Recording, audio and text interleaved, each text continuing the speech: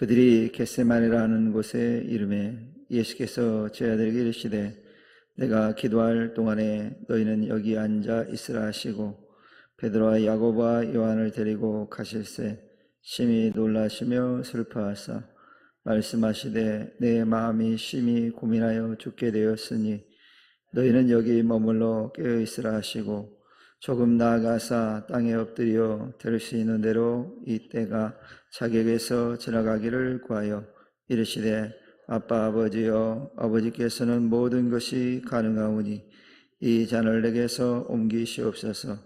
그러나 나의 원대로 마시옵고 아버지의 원대로 하옵소서 하시고 돌아오사 제자들이 자는 것을 보시고 베드로에게 말씀하시되 시몬아 자느냐 내가 1시간도 깨어 있을 수 없더냐 시험에 들지 않게 깨어 있어 기도하라. 마음에는 원이로되 육신이 약하도다 하시고 다시 나아가 동일한 말씀으로 기도하시고 다시 오사 보신즉 그들이 자니 이는 그들의 눈이 심히 피곤함이라. 그들이 예수께 무엇으로 대답할 줄을 알지 못하더라. 세 번째 오사 그들에게 이르시되 이제는 자고 쉬라. 그만 되었다. 때가 왔도다. 보라 인자가 죄인의 손에 팔리느니라. 일어나라 함께 가자. 보라 나를 파는 자가 가까이 왔느니라. 아멘. 오늘 말씀을 통해서 깨어있음으로 순종이라고 하는 그 말씀의 제목으로 함께 말씀을 나눠보려고 합니다. 오늘 본문을 통해서 우리는 예수님의 생애 중에서 가장 처절하고도 거룩했던 시간, 바로 겟세마네 동산의 기도 현장의 모습을 우리가 보게 됩니다. 마지막 만찬을 마치신 예수님께서 베드로와 야고보와 요한을 데리고 깊은 밤 산으로 올라가셨습니다. 그래서 오늘 본문 33절에 보면 예수님의 심경에 대해서 이렇게 짤막하게 말씀합니다. 심히 놀라시며 슬퍼하사 라는 표현을 하고 있습니다. 여기서 슬퍼하다는 말은 어떤 단순히 어떤 감정적인 그런 울컥함이, 즉 울적함이 아닙니다. 심장이 끊어지듯한 고통, 인류의 모든 죄를 짊어진 하나님의 어린 양으로서의 겪어야 될 어떤 인간으로서의 영적 압박감이 얼마나 대단한가 하는 것을 잘 표현해 주고 있는 말씀입니다. 주님은 오늘 지금 단순한 순교자의 길을 가는 것이 아니라 우리 인간의 모든 추악한 죄악을 대신해서 철저히 아버지 하나님께 외면당해야 하는 어떤 대속의 잔을 주님이 앞에 두고 계셨기 때문에 이와 같이 그의 감정, 예수님의 마음을 이 문장으로 표현하고 있는 것을 보게 되어집니다. 이런 예수님의 모습을 보면서 오늘 저는 말씀을 보면서 우리가 회복해야 될 신앙의 태도가 어떠해야 되는가, 우리 신앙이 어떠해야 되는가를 다시 한번 깊이 은혜를 나눠봤으면 좋겠습니다. 즉 깨어있음과 이 순종이 무엇인지에 대해서 예수님의 모습을 통해서 깊이 묵상하고 함께 은혜를 나눠봤으면 좋겠습니다. 오늘 보면 예수님께서는 베드로와 야고보와 요한을 데리고 산에 올라가셔서 하나님 앞에 엎드려서 간절히 간구하시는 모습을 보게 되어집니다. 오늘 말씀에 보면 주님 뭐라고 간구하냐면 아빠 아버지요 아버지께서는 모든 것이 가능하오니 이 잔을 내게서 옮기시옵소서. 우리 하나님은, 아버지 하나님은 모든 걸 가능케 하시는 그런 하나님이십니다. 그 예수님께서 어쩌면 십자가를 지지 않아도 인류를 구원할 수 있는 분입니다. 그런데 그렇게 된다고 한다면 하나님의 공의의 문제가 생기겠죠. 그렇지만 주님께서는 자기의 인간으로서의 어떤 그 모습을, 그 감정을 아주 적나라하게 이 말씀을 통해서, 이 문장을 통해서 이제 보여주고 있는 것을 보게 됩니다. 즉 인간으로서 십자가의 고통은 견디기 힘든 그런 치밀한 얘기입니다. 즉 인간으로서는 이 감당하기가 매우 힘들고 어려운 길이었다는 것을 오늘 주님의 이 같은 기도를 통해서 우리가 깨닫게 되어집니다. 특별히 주님께서는 하나님께 전능하시기 때문에 이 고난을 피하게 하실 수도 있는 그런 하나님이라는 걸 주님은 믿으십니다. 그러나 주님의 기도는 거기에서 멈추지 않고 끝나지 않았다는 얘기예요.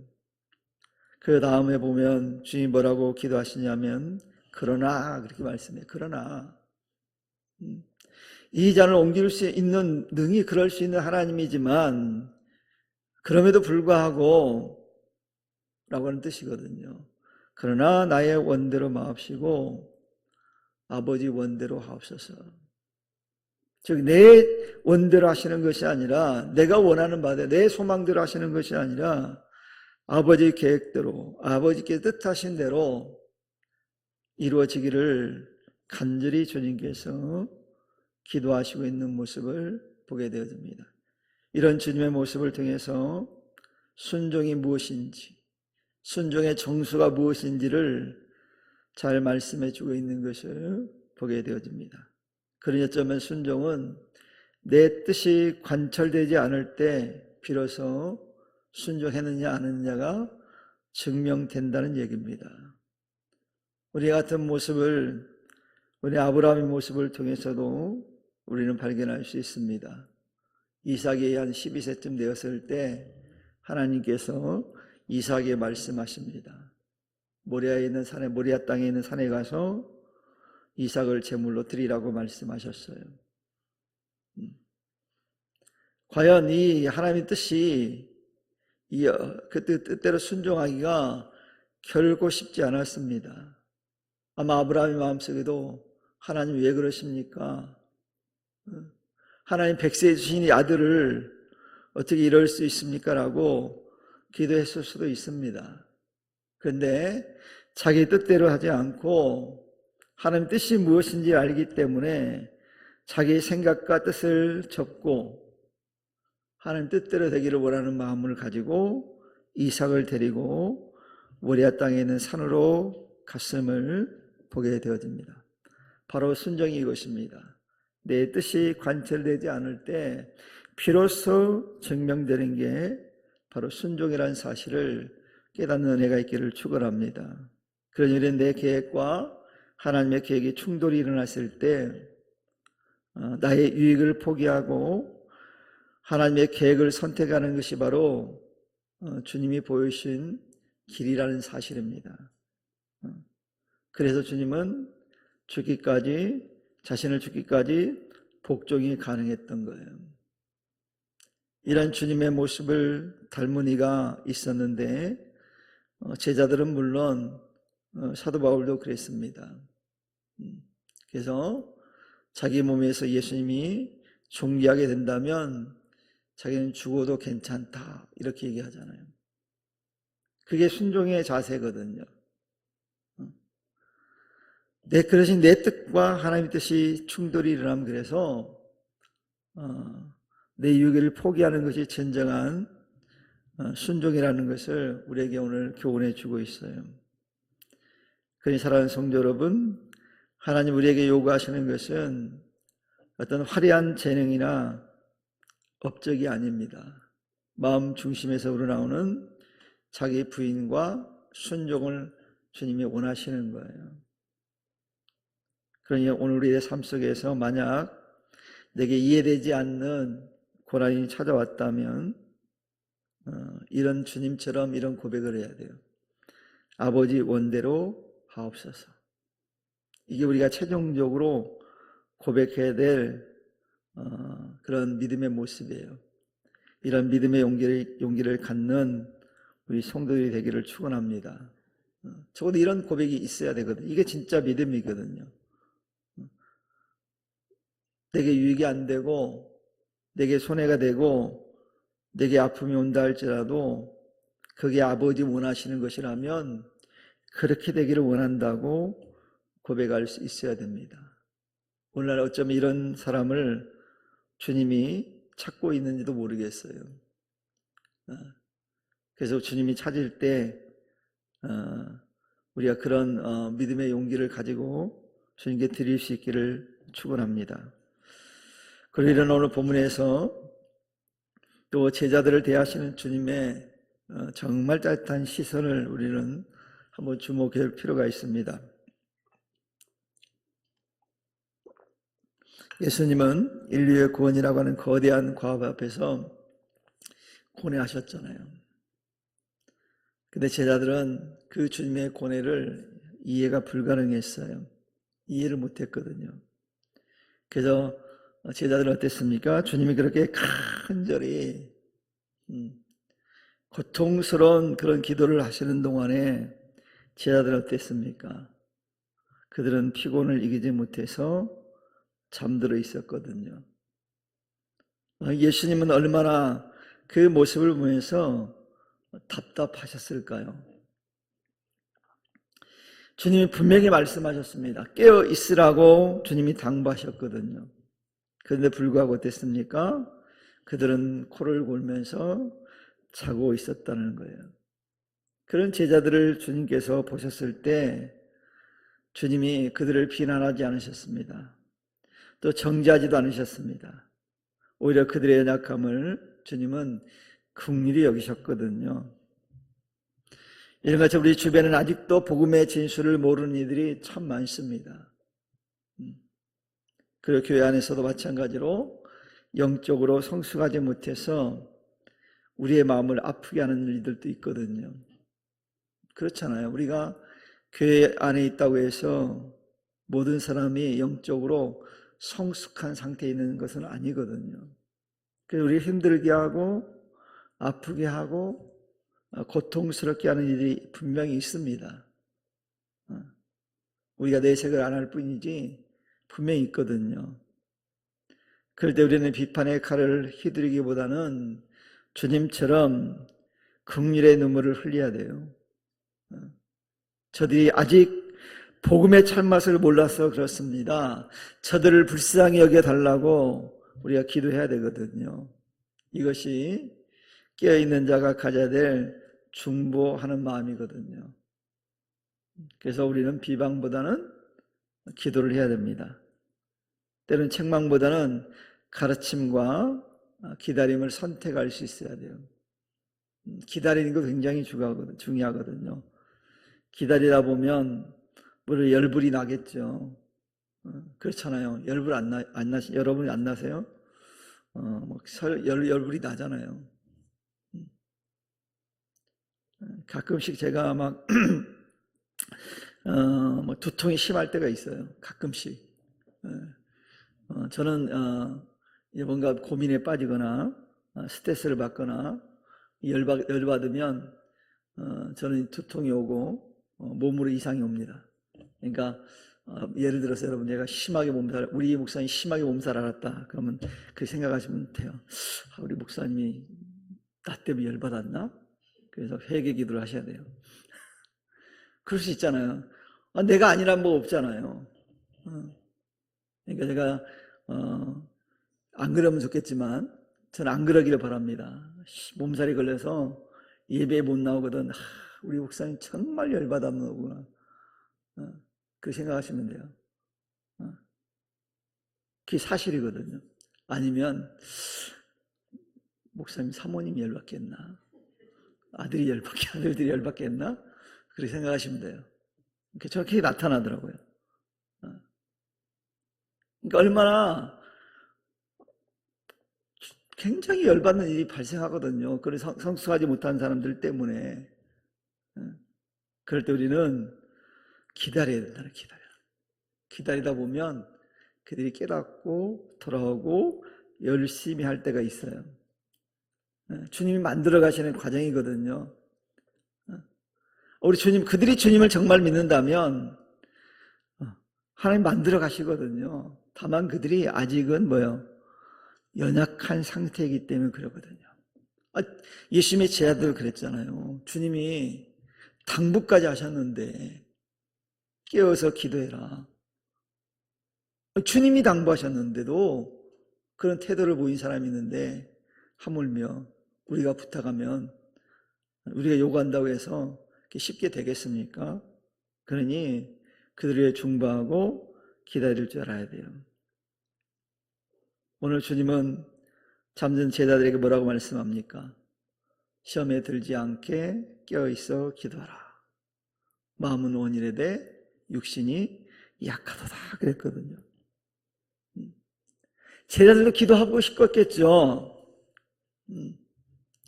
주님이 부탁했는데, 주님이 잘 부탁하지 않는데, 주님이 모처럼 부탁하셨는데 들어주고 싶잖아요. 근데 이유는 뭐예요? 마음은 원했지만 육신이 약했다 라고 주님이 말씀하잖아요. 사실 지금 제자들에게 닥친 상황은요, 비상상태잖아요. 비상상태. 제가 아는 목사님은 큰일이 있거나 큰 어려움이 있으면 잠을 잔대요. 이해를 못했어요, 처음에는. 저는 고민스러워 못 자는데 이분은 잠을 잘 잔대요. 그럼 이게 떠오르더라고요. 이게 제자의 비상상태인데, 모를 리 없는데, 근데 제자들이 잠들었거든요. 조금만 있으면 스승이 잡혀가고 자신들 뿔뿔이 흩어질 환란의 시간이 다가오고 있는데, 이게 비상상태가 아니면 뭐겠어요? 지금 군대 5분 대기도처럼 무장하고 있어야 될 시점에 그들은 무장해제를 한 채 잠들어 있는 거거든요. 오늘날 시대도, 이 시대도 마찬가지예요. 사탄은요, 우는 사자와 같이 삼킬 자를 정말 찾고 다니거든요. 열심히. 기회를 노리거든요.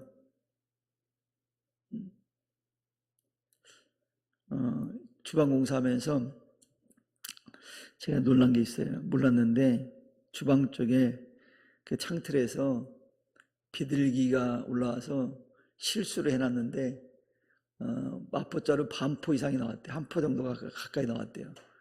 이해가 돼요? 걔네들이 모르는 사이에 그 조그만 틈에 와서 다 아지트를 만들어서 지낸 거예요.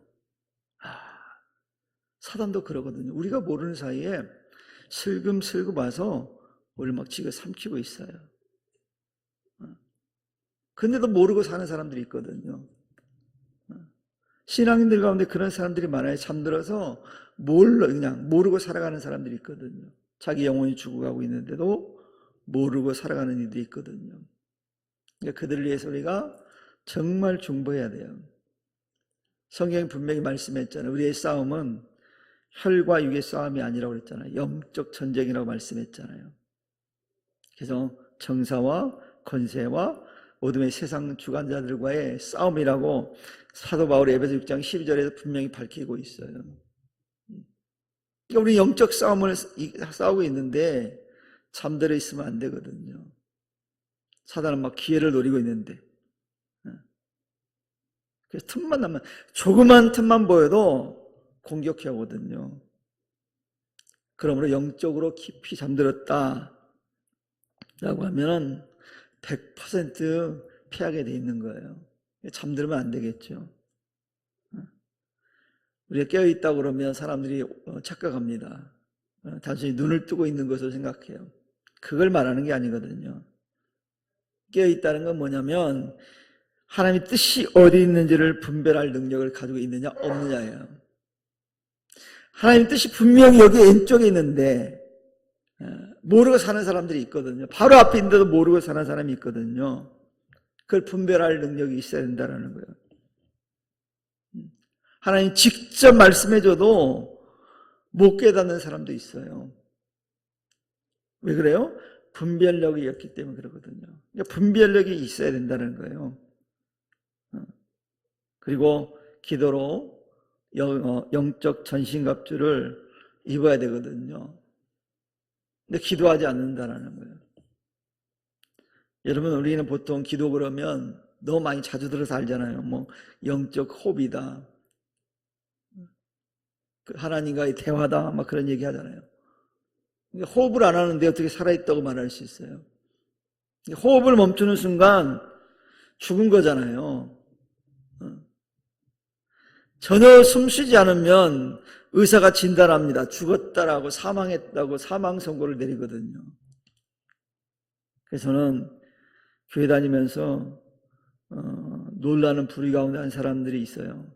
전혀 기도하지 않는데 살아있다고 주장하는 사람들을 보면 신기해요.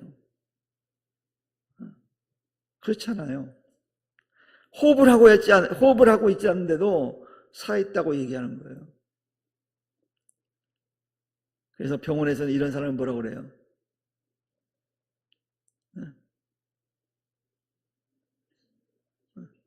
식물인간이죠, 식물인간. 힘이 전혀 없어요.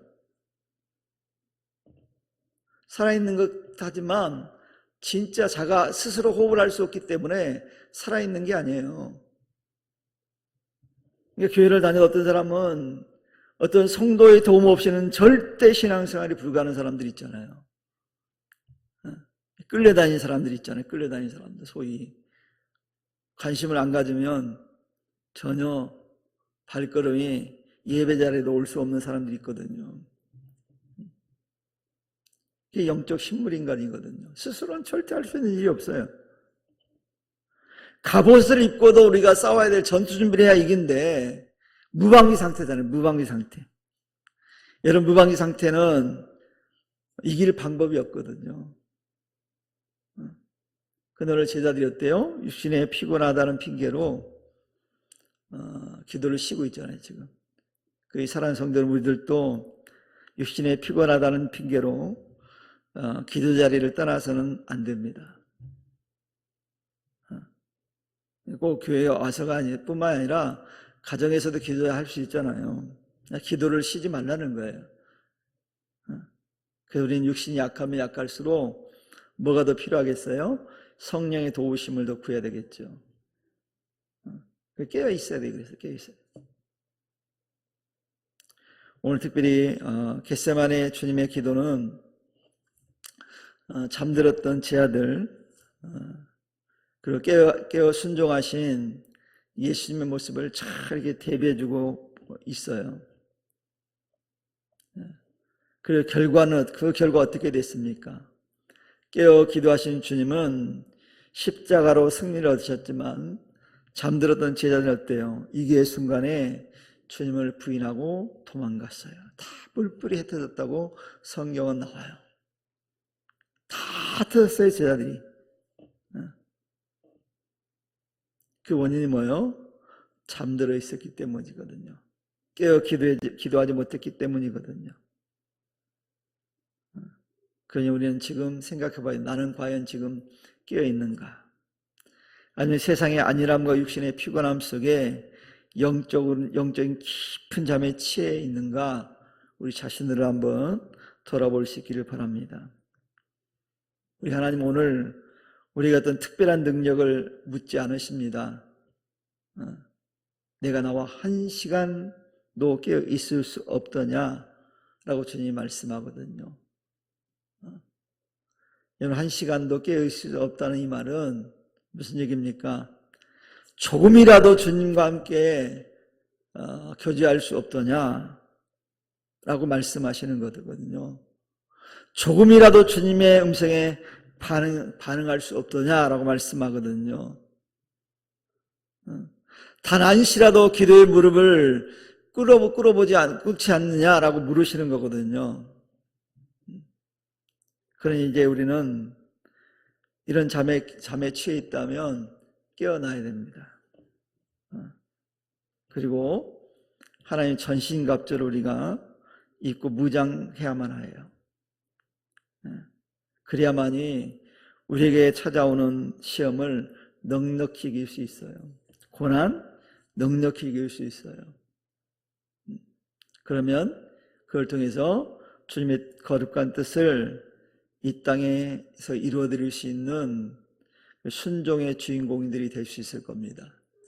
사랑하는 성도들이요, 이 시간 우리 이 자리에 있는 우리 모두는 주님께 순종의 주인공들이 될 수 있는 그런 복된 은혜가 있기를 주님의 이름으로 간절히 축원합니다. 기도하겠습니다. 하나님 감사합니다.